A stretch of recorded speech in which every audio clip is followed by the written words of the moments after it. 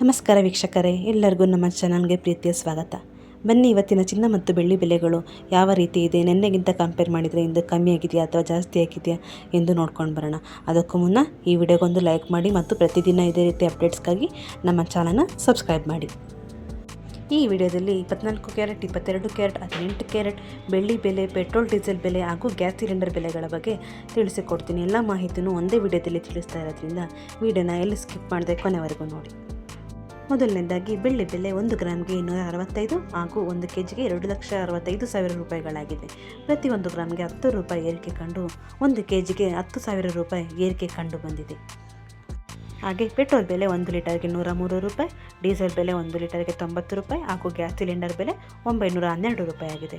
ನಂತರ 24 ಕ್ಯಾರೆಟ್ 1 ಗ್ರಾಮ್ಗೆ 15,131, 8 ಗ್ರಾಮ್ಗೆ 1,21,048 ರೂಪಾಯಿ ಹಾಗೂ 10 ಗ್ರಾಮ್ಗೆ 1,51,310 ರೂಪಾಯಿಗಳಾಗಿದ್ದು, ಪ್ರತಿ 1 ಗ್ರಾಮ್ಗೆ 213 ರೂಪಾಯಿ ಏರಿಕೆ ಕಂಡು ಬಂದಿದ್ದು ಹಾಗೂ ಪ್ರತಿ 10 ಗ್ರಾಮ್ಗೆ 2,130 ರೂಪಾಯಿ ಏರಿಕೆಯಾಗಿದೆ. ನಂತರ 22 ಕ್ಯಾರೆಟ್ 1 ಗ್ರಾಮ್ಗೆ 13,870 ಹಾಗೂ 8 ಗ್ರಾಮ್ಗೆ 1,10,960 ಹಾಗೂ 10 ಗ್ರಾಮ್ಗೆ 1,38,700 ರೂಪಾಯಿ ಆಗಿದ್ದು, ಪ್ರತಿ 1 ಗ್ರಾಮಿಗೆ 195 ರೂಪಾಯಿಯಾಗಿ 10 ಗ್ರಾಮ್ಗೆ 1,950 ರೂಪಾಯಿ ಏರಿಕೆ ಕಂಡು ಬಂದಿದೆ.